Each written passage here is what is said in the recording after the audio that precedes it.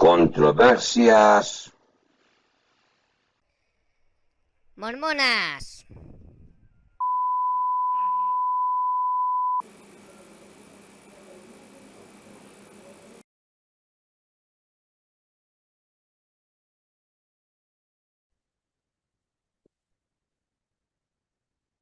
Hola, mis estimados amigos, mis hermanos en esta aventura. Aquí estamos una semana más con, es decir, el capítulo 6 de Nadie conoce mi historia, la biografía no oficial de Pepillo Smith, que escribió Van Brodin, que fue miembro de la iglesia y que fue excomulgada. Bien, hoy vamos a el tema o el título del capítulo 6 es El profeta de Palmira. Así que vamos allá, sin más preámbulo. El libro de Mormón fue la catapulta que lanzó a José Smith hacia un lugar bajo el sol, pero no podía ser responsable de su supervivencia allí. El libro vive hoy en día gracias al profeta, no él gracias al libro. Para José, la escritura siempre fue el medio para un fin, nunca el fin en sí mismo. Y en el momento en que sintió el breve y cálido resplandor de la satisfacción al ver sus palabras impresas, se dedicó a la seria tarea de organizar su iglesia. Al principio el libro era claramente la fuerza motriz. No solo era un imán que atraía seguidores, sino también una fuerza significativa en el comportamiento de José. Lo que había sido concebido originalmente como una mera historia de los indios para ganar dinero se había transformado en algún momento de la escritura, o posiblemente incluso antes de que el libro comenzara, en una saga religiosa. El resultado final fue un documento de autoridad casi bíblica. Era algo que podía ofrecer a sus seguidores como una prueba sobria de la autenticidad de su propia misión profética. Mientras que profetas rivales como Isaac Bullard, Jemina Wilkinson y Joseph Dix no tenían ninguna compulsión para probar sus pretensiones, José Smith, ya sea por falta de confianza en sí mismo o por lo razonable de su naturaleza, parece haber sentido urgentemente la necesidad de prepararse y confirmar su testimonio. El libro de Mormón en sí mismo no era suficiente. Necesitaba primero 3, luego 8 testigos de su autenticidad, y en años posteriores continuó explotando hechos o leyendas que tendían a apoyar la exactitud histórica del libro. Una historia apócrifa sobre Jemina Wilkinson cuenta que un día llevó a su colonia a la orilla del lago Seneca y les dijo que estaba a punto de caminar sobre el agua. Primero, sin embargo, probó la superficie con cautela y cuando sus dedos se abrieron paso, se volvió descaradamente a la orilla, diciendo con frialdad que la fe de sus seguidores ya era de una fuerza tan prodigiosa que no era necesario ningún milagro.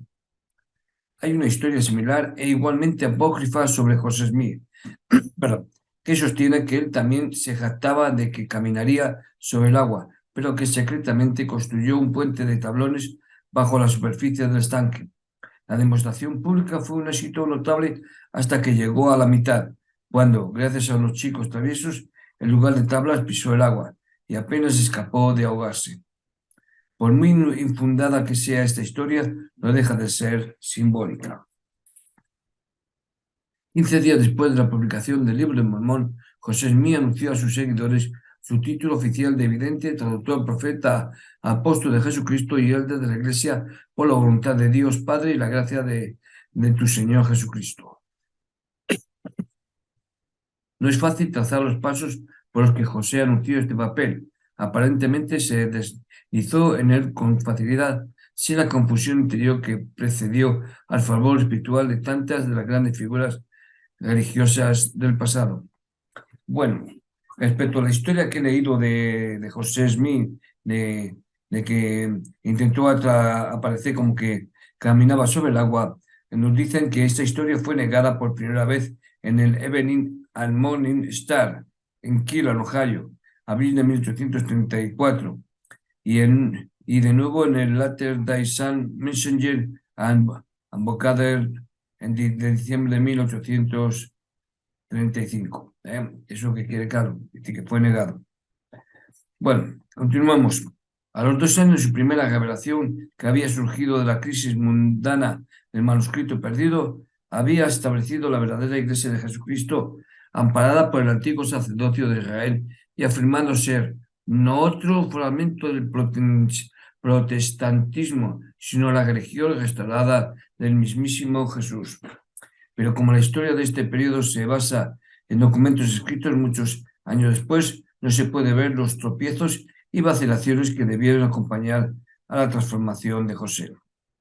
El lector casual se sorprenderá de sus engaños, a veces torpes, pero aún más impactantes cuando eran hábiles, porque José practicaba en el campo de la religión donde la honestidad y la integridad presumiblemente deberían contar para algo.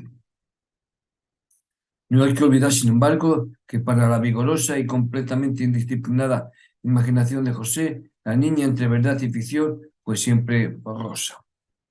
He aquí, dijo, leí en el libro de Mormón, he soñado un sueño, o en otras palabras, he visto una visión. Y para José lo que un día era un sueño podía convertirse en una visión al día siguiente y en una realidad al día después. Es dudoso que haya escapado de la memoria del artificio consciente de que se introdujo en el libro de Mormón, pero su éxito fenomenal debe haber sofocado cualquier duda problemática y en un periodo temprano parece haber alcanzado un equilibrio interior que le permitió seguir su carrera con una sinceridad altamente compensada, pero sin embargo muy real. Ciertamente una persistente conciencia de culpa por la astucia y el engaño con el que se lanzó su carrera profética, pues finalmente lo habría destruido.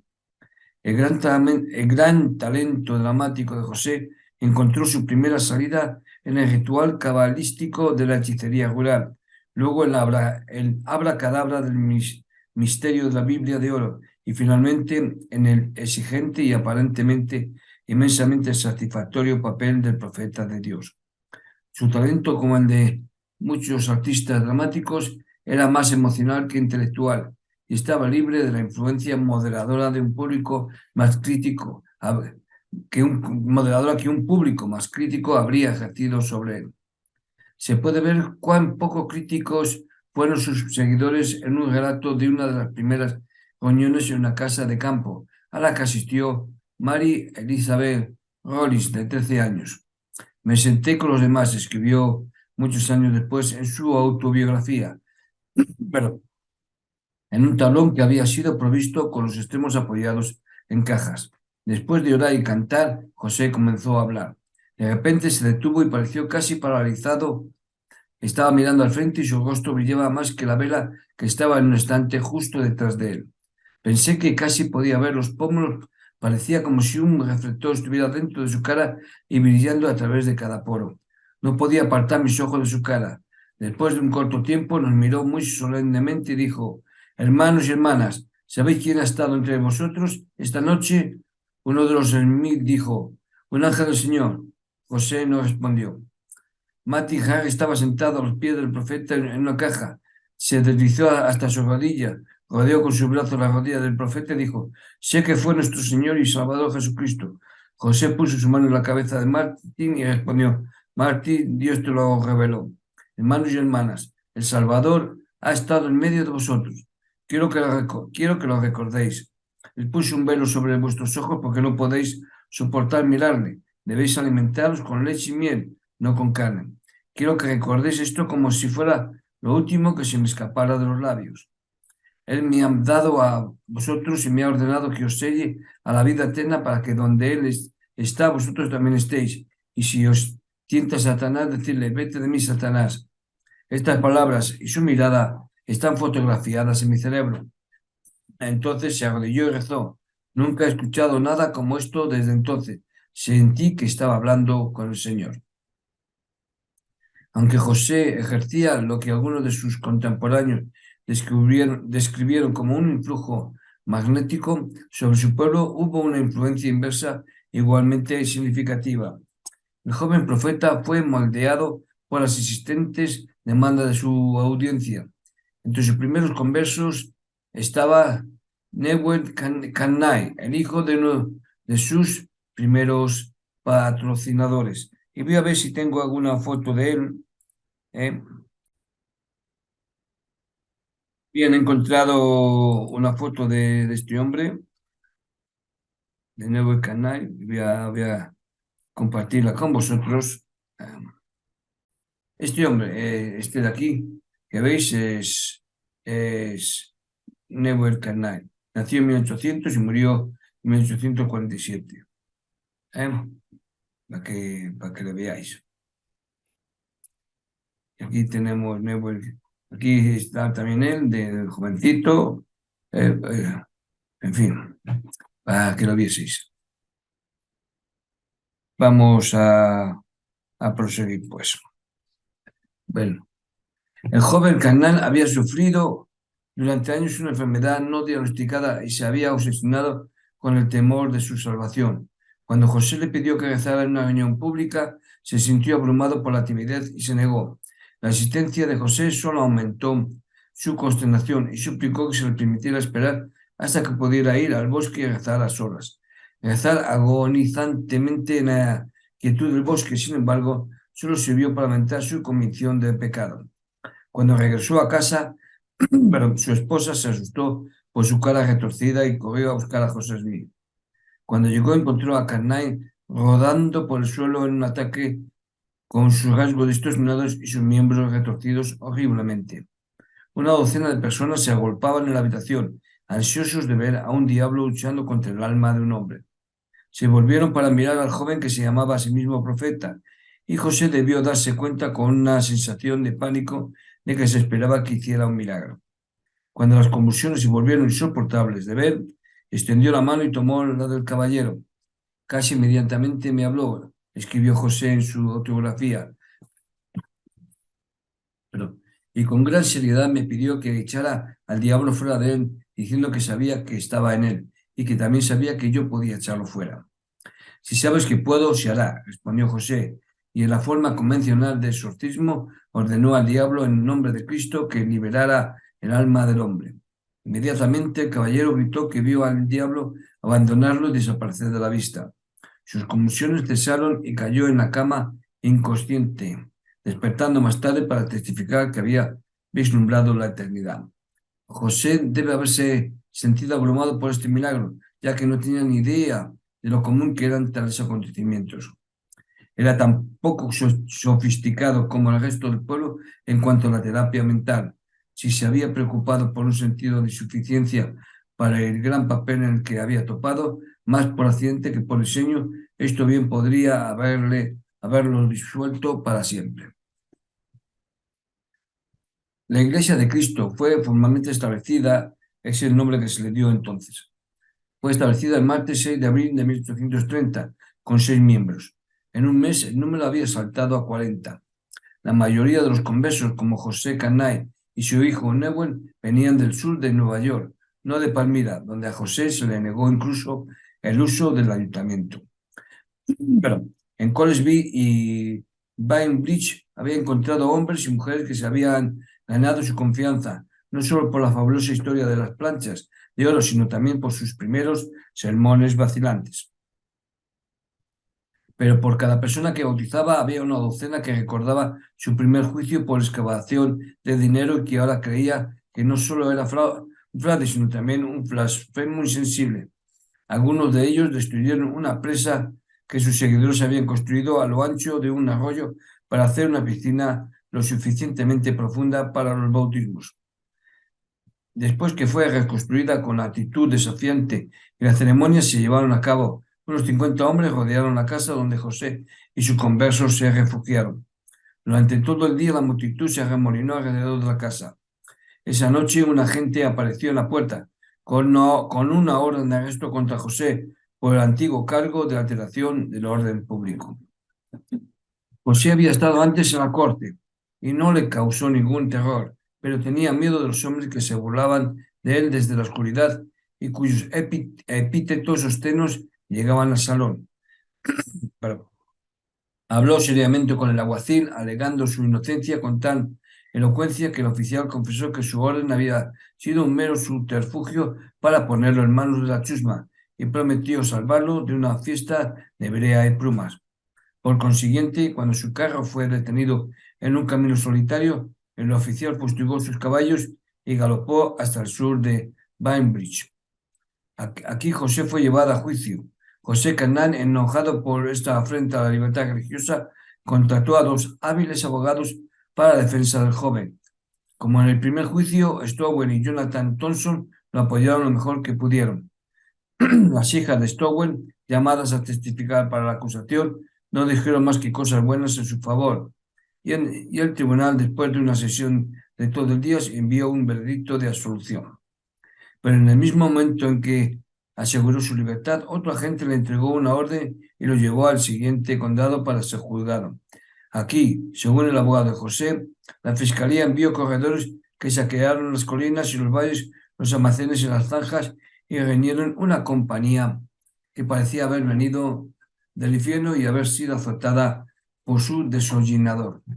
Hasta las 2 de la mañana estos hombres contaron todos los chismes de las colinas sobre el cazador de dinero y sus planchas de oro, el adivino convertido en baptizador.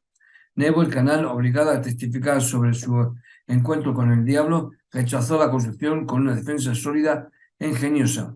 No hubo ni una sola partícula de testimonio contra el prisionero, dijo su abogado. No, señor, salió como los 3 niños del horno del fuego, sin el olor del fuego en sus ropas.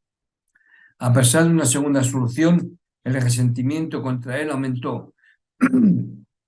Usted habría pensado, señor, su abogado relató que God y Magog se desató sobre el joven. El grito de falso profeta, sonaba de pueblo en pueblo y cada sucio epíteto que la malicia y el ingenio malvado podía inventar se amontonó sobre él. Muy pronto el joven profeta aprendió a usar la persecución como medio para identificarse con los grandes mártires. Al escribir sobre sus malos tratos en su historia, dijo, me escupieron, me señalaron con el dedo, diciendo, profetiza, profetiza. Y así imitaron a los que crucificaron al Salvador de la humanidad sin saber lo que hacían.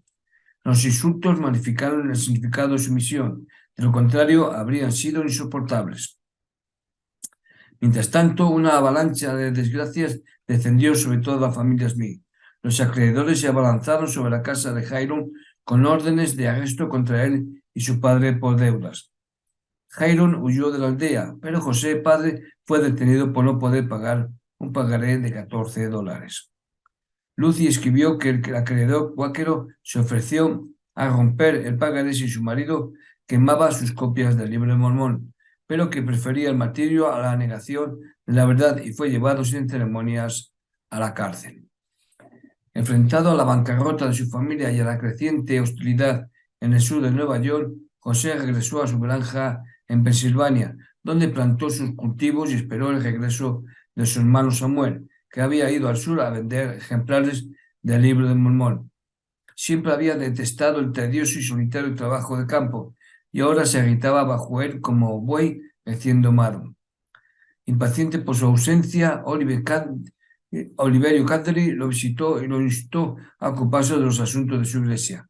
Muy pronto José anunció una nueva revelación que decía en parte, magnifica tu oficio y después de sembrar y asegurar tus campos, ve rápidamente a la iglesia que está en Colesby, Fayette y Manchester, y te sustentarán y los bendeciré espiritual y temporalmente, pero si no te reciben, les mandaré una maldición en lugar de una bendición.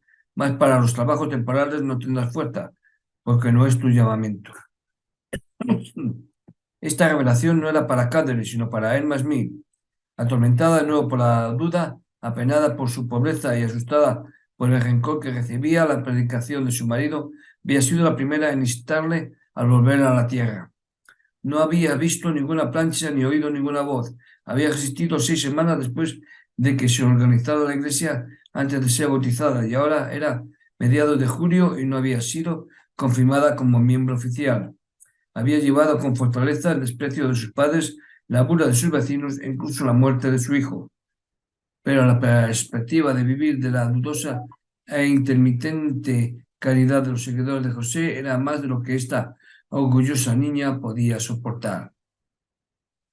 La orden del Señor de abandonar su granja, la única seguridad que ofrecía su matrimonio para volver a Colesville, donde José estaba en constante peligro de ser acosado, o a Manchester, donde su suegro yacía en la cárcel, o a Fayette para vivir la generosidad de la señora Whitmer, la llenó de furia.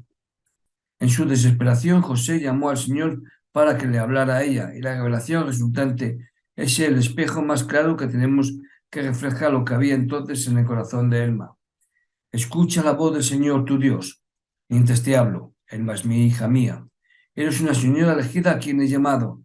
No murmures a causa de las cosas que has visto, y el oficio de tu llamamiento será el de ser un consuelo en sus aflicciones para mi siervo, José es mi hijo, tu marido, con palabras consoladoras, con el espíritu de mansedumbre. Y no necesitas temer, porque tu marido te apoyará desde la iglesia. Apégate a los convenios que has hecho. Continúa en el espíritu de mansedumbre y ten cuidado con el orgullo. Deleítese tu alma en tu marido, y si no haces esto, no podrás venir a donde yo estoy. Sin embargo, pasó un mes entero antes de que Emma consintiera en la ceremonia de confirmación, y la ocasión de su aquiescencia aparentemente causó una vívida impresión en José, ya que describió la noche en detalle en su historia casi 10 años después. Preparamos un poco de vino de nuestra propia hechura y celebramos nuestra reunión, que consistió solo en 5, a saber, Nebu Canaan, su esposa, Joy, mi esposa, y John Wilman. Tomamos juntos el sacramento, después de lo cual confirmamos a estas dos hermanas en la iglesia y pasamos la noche de manera gloriosa. El Espíritu del Señor fue derramado sobre nosotros, alabamos al Señor Dios y nos regocijamos enormemente. Poco después, la pareja dejó Harmony y se mudó a Fayette, Nueva York, a la casa de Peter Whitman. Elma nunca volvió a ver a sus padres. Con cada nuevo éxito de su yerno, la lengua de Isaac Hale se volvió más ácida, ya que nunca perdió su convicción de que el joven era un impostor descarado. Pero José parece haberse encogido de hombros ante este desprecio con un corazón ligero, ya que ninguna malicia contra el anciano se le dictó en su diario. Emma creía en él y nada más importaba. Había terminado con la tierra para siempre. El momento fue auspicioso en la historia norteamericana para el ascenso de un profeta de verdadera estatura. Aunque la autoridad y la tradición de la religión cristiana se estaban descomponiendo en la libertad del nuevo mundo, había un deseo en contra de escapar del desorden y el caos. La unidad rota del cristianismo estaba trabajando en su propia reconstrucción. William Henry Channing en el este y Alexander Campbell en el oeste eran símbolos de esta necesidad de síntesis. Cada uno luchó por una moral universal y aborreció el sectarismo que finalmente los atrapó a ambos. Voy a ver si tengo fotos de estos personajes. Bien, este es William Evelyn Channing. Voy a ponerle en grande aquí a la derecha. Eh, pero también quiero que sepáis que este es William Everett ya mayor. ¿Eh? Y ahora vamos a ver el otro personaje, y ahora Alexander Campbell, para que más o menos os hagáis una idea de quiénes eran estos personajes. Aquí está, Alexander Campbell, 1788-1866. ¿Eh? Para que menos os hagáis una idea de cómo eran estos personajes que hemos hablado. Continuamos. Channing predicó una sofisticada herejía parecida al deísmo, y Campbell, en el otro extremo, trató de reconstruir la iglesia cristiana primitiva con todo su realismo ingenuo, su ética simplificada y su teología anticuada. Pero Estados Unidos estaba maduro para un líder religioso que llevara el manto de autoridad y hablara la palabra de Dios como alguien ordenado por el cielo para ese propósito. Su misión debía ser para aquellos que veían en la libertad religiosa una carga, que necesitaba ideas determinadas y dogmas conocidos, y que huían de la soledad del pensamiento independiente. José Smith, al intentar desempeñar este papel, no era inconsciente de sus exacciones. Él acrecentó su nueva y precaria posición usando viejos y ricos símbolos familiares, certeros y eminentemente seguros. Al igual que Alexander Campbell, acudió al Nuevo Testamento en busca de títulos: apóstol, elder, presbítero, diácono, maestro y patriarca, y generosamente se los otorgó a sus hombres conversos. con una perspicacia poco común entre los profetas de su propia generación, no hizo una ruptura completa con el pasado. Continuó la historia, no presentó una nueva cosmología. Al principio no había nada original en la ética de José, pero no se omitió nada de la moral universal. Injertó solo dos cosas en el cristianismo del Nuevo Testamento: a él mismo y su libro. De la fusión surgió un nuevo crecimiento que extrajo su fuerza del gran código moral de la antigua Iglesia y del hombre su novedad y sabor. Muy rápidamente descartó los últimos restos de su joven nigromancia, abandonando la varilla mineral, incluso antes de que se completara el libro de Mormón.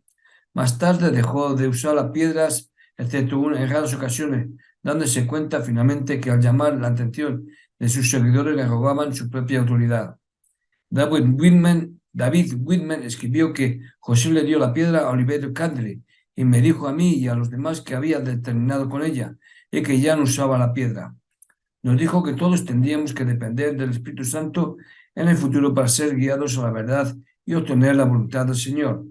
Las revelaciones después de esto vinieron a través de José como portavoz. Es decir, él consultaría al Señor, oraría, preguntaría sobre un asunto y pronunciaría la revelación. Muy pronto José se topó con lo que todo nuevo líder debe enfrentar tarde o temprano: el problema de definir su propio poder. Candley creía en un reparto general de los dones apostólicos. Intentó escribir revelaciones con sus propias manos e incluso exigió que José enmendara alguna de las suyas. José enfrentó este desafío con una dignidad paralizante. ¿Con qué autoridad me ordenas que altere o borre, que añade o disminuya una revelación o un mandamiento de Dios Todopoderoso? Gandhi reculó de inmediato, pero en secreto animó a Hiram Paz, quien también trataba de obtener revelaciones a través de una pequeña piedra de vidente negra con dos agujeros perforados. Vamos a ver a Hiram Paz. A ver si tengo una foto de él. Bueno, hay dos fotos de Hiram Paz, voy a compartir con vosotros eh, para que le veáis. Este de la derecha es Hiram Paz, pero también tenemos a este hombre que también es Hiram Paz, ¿de acuerdo? Dice que el otro testigo del libro de Mormón, ¿vale? Bien, y bueno, esto es se supone que es la piedra de Hiram Paz, de vidente. Bueno, sigamos la lectura. Bien, como decía, Candley reculó de inmediato, pero en secreto animó a Hiram Paz, quien también trataba de obtener revelaciones a través de una pequeña piedra vidente negra con dos agujeros perforados. Viendo de inmediato que Paz era solo la herramienta de Candley, José golpeó a su secretario con la palabra del Señor y le ordenó que detuviera la boca de su rival. He aquí, te digo, Oliver, nadie será nombrado para recibir mandamientos y revelaciones en esta iglesia, sino mi siervo José Smith, hijo, porque lo recibe así como Moisés, pero no escribirás por vía de mandamiento, sino por sabiduría, y no mandarás al que te es por cabeza, y por cabeza de la iglesia. Y además irás a tu hermano Jairon Pac, entre tú y él a solas, y le dirás que las cosas que él ha escrito mediante esa piedra no son mías, y que Satanás lo engaña. Perdón. Peck renunció públicamente a la piedra en la primera conferencia general de la Iglesia en septiembre de 1830 y se entendió en general que los dones espirituales compartidos en común por los primeros discípulos de Jesús estaban ahora concentrados en la persona del primer elder. Para José, esta fue una victoria destacada. Haber dado rienda suelta a cualquiera de los discípulos habría significado un rápido caos, pero privarlos así de los privilegios que él mismo disfrutaba era el primer paso hacia el autoritarismo en su iglesia. El patrón estaba establecido. A medida que José ganaba poder y confianza, había una mejora mensurable en la calidad de sus revelaciones. En lugar de breves y vacilantes órdenes sobre asuntos temporales y a menudo francamente financieros, comenzó a predicar sermones en el nombre del Señor.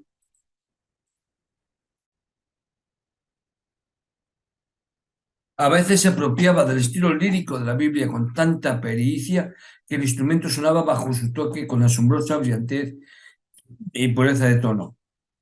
Parafraseando libremente a Isaías y el Apocalipsis de San Juan, se aferró a los más provocativos símbolos religiosos: el pueblo elegido, el recogimiento de Israel, el fin del mundo, la condenación eterna, la segunda venida de Cristo, la resurrección, y explotó todo el rico y conmovedor irracionalismo inherente a ellos. Durante siglos, estos símbolos se habían enhebrado en los patrones del pensamiento cristiano.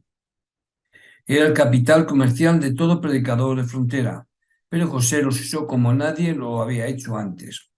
En lugar de volver a contar las leyendas del antiguo pueblo elegido, creó un nuevo pueblo elegido.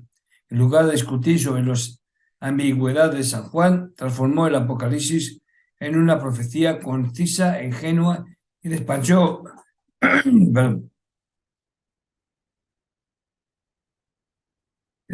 los más sofisticados problemas metafísicos con hábiles simplificaciones. Mientras sus rivales sectarios predicaban animadamente, aunque de forma oscura, sobre el próximo milenio, comenzó a elaborar planes concretos para la construcción de la Nueva Jerusalén.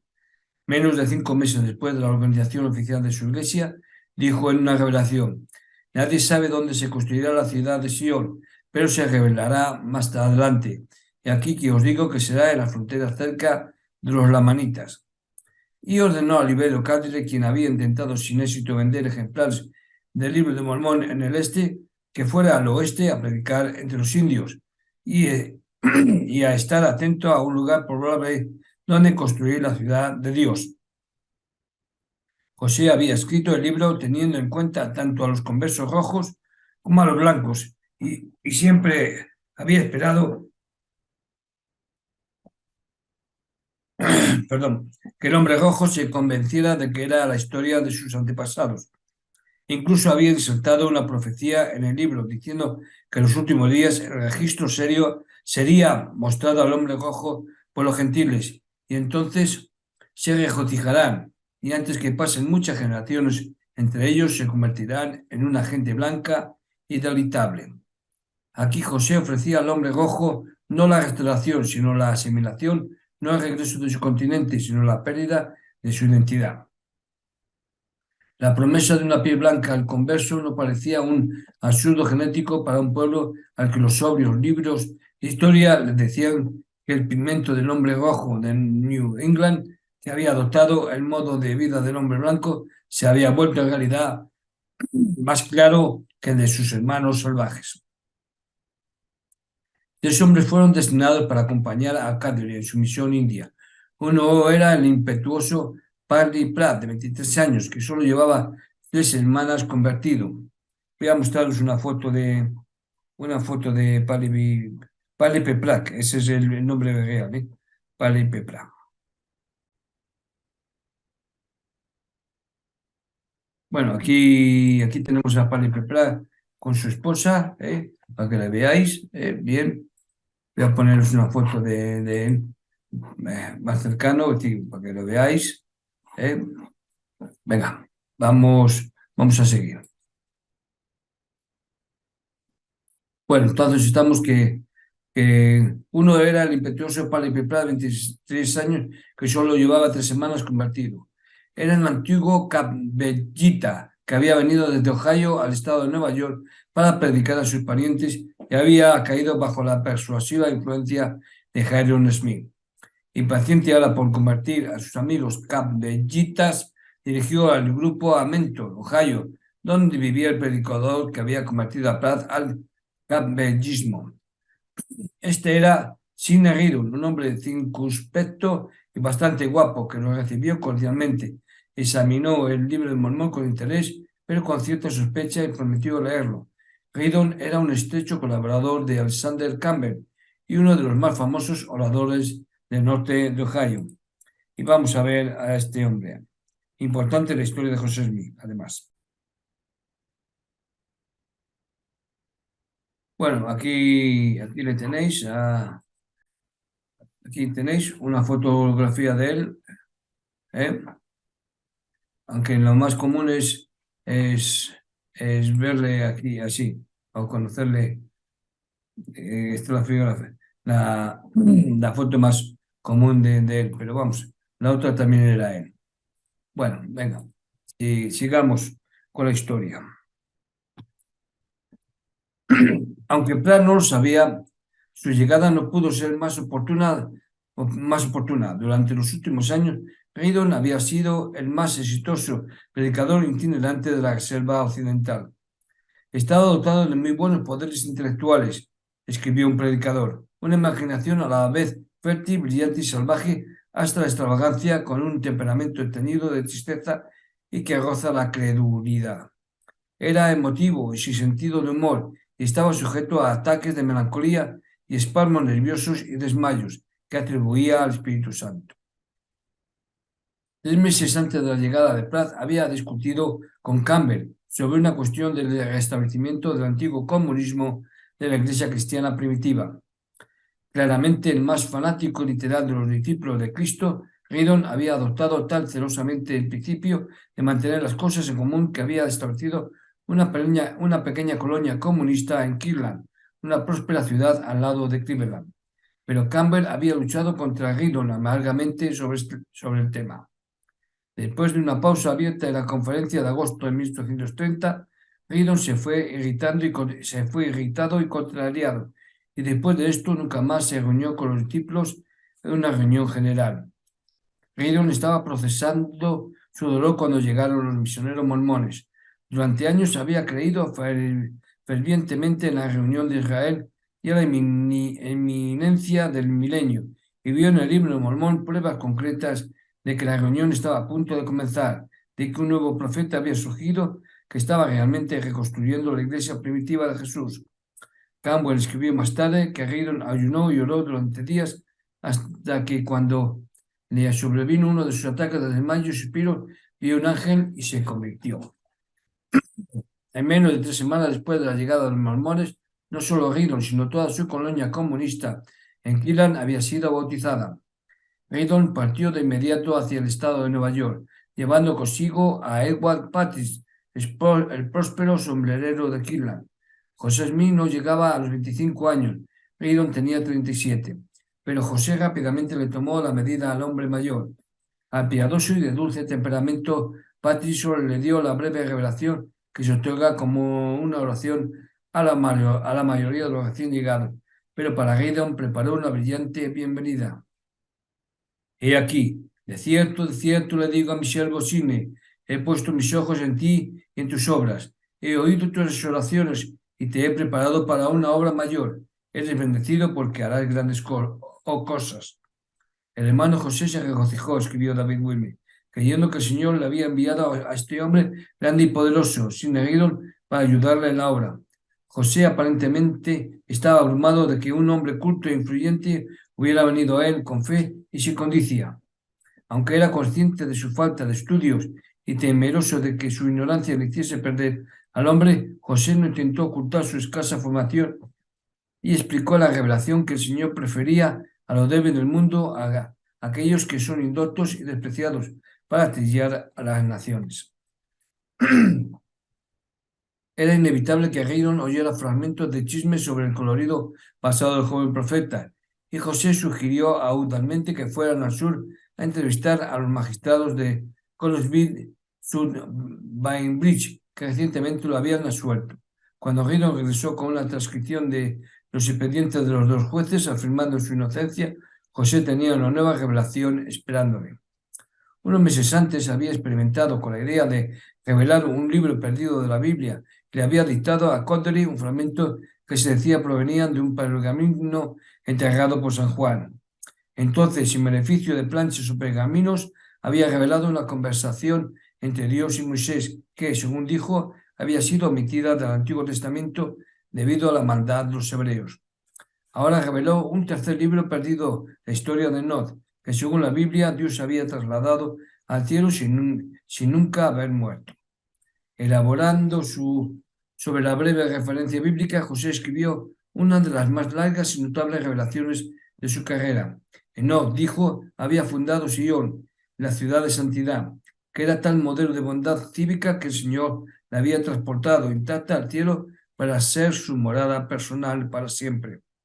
Y ahora, en los últimos días, después de que el Señor había enviado la verdad fuera de la tierra, una amplia referencia al libro del Mormón, reuniría a sus elegidos para construir la nueva Jerusalén, a la que la ciudad de Nod descendería un día del cielo en un saludo milenario. Cuando Gideon leyó el libro de Nod, huyó el erudito que había en él y el evangelista ocupó el lugar del segundo al mundo de la iglesia milenaria. No pudo descansar hasta que persuadió a José para que lo acompañara a Ohio, y en 15 días el profeta anunció una nueva revelación que ordenaba el desarraigo de toda la iglesia. Y otra vez un mandamiento dio a la iglesia, que me es prudente que se congreguen en Ohio para cuando mi siervo Oliver Cowdery regrese a ellos. Este escueto edicto despertó una tormenta. Muchos conversos sintieron que el predicador de Ohio tenía a su vidente agarrado por las narices. David Wilmer escribió que Gideon pronto penetró profundamente en el afecto del hermano José y tuvo más influencia sobre él que cualquier otro hombre viviente. Fue el consejero privado del hermano José y su amigo y hermano más íntimo durante un tiempo después de conocerse. Durante varias semanas, José discutió pacientemente con sus 60 seguidores, diciéndoles que Kilan era el límite oriental de la tierra prometida, que se extendía desde allí hasta el Océano Pacífico. Finalmente, percibiendo una crisis inminente, dio como revelación un hábil documento político. Pero pronto llegará el día en que me veréis. Los ángeles esperan la gran orden de cosechar la tierra para recoger la cizaña y quemarla. A continuación, una tentadora imagen de la tierra prometida, una tierra donde fluye leche y miel, sobre la que no habrá condición cuando venga el Señor. Y os la daré como tierra de vuestra herencia, si la buscáis de todo corazón. Entonces, como si fuera un pensamiento tardío, los que tienen granjas que no se pueden vender, déjenlas o alquilen como les parezca bien. José Wilmer escribió que cuando la revelación fue leída en una conferencia general, las solemnidades de la eternidad descansaron en la congregación, pero agregó en breve que algunos la combatieron, creyendo que José la había inventado él mismo para engañar a la gente para que al final pudieran obtener ganancias. Pero una vez que la mayoría lo aceptó, José se preparó para la mudanza. Con él fue Elma, con los labios apretados y cansada, pero más esperanzada de lo que había estado durante muchas semanas. En 4 años de matrimonio había vivido en 7 ciudades diferentes, normalmente por la caridad de amigos. Había entregado a su primer hijo, había visto a su familia distanciada y amargada, a su suegro en la cárcel y a su marido 2 veces en juicio. Ahora estaba embarazada de nuevo y la promesa de una iglesia ya preparada en Ohio y a casi 482 kilómetros al oeste de las escenas de sus penas y humillaciones, y vio parecerle enviada del cielo. En enero de 1831 partieron en trineo con Gideon y Edward Patris para llevar el Evangelio al este. Bueno, y mis estimados amigos y hermanos, pues hasta aquí el capítulo 6, el profeta de Palmira, y la próxima semana veremos el capítulo 7, la sociedad perfecta y la tierra prometida. No me queda más que desearos una buena semana, que disfrutéis lo mejor posible, ser felices, no hagáis daño a nadie, portaros bien. En definitiva, hacer las cosas sin intento de agravio contra vuestro semejante. Este ha sido el capítulo 6, como digo, de Nadie conoce mi historia, la autobiografía no oficial de José Smith que escribió Fan Brody. Nos vemos. Venga, buena semana. Hasta pronto.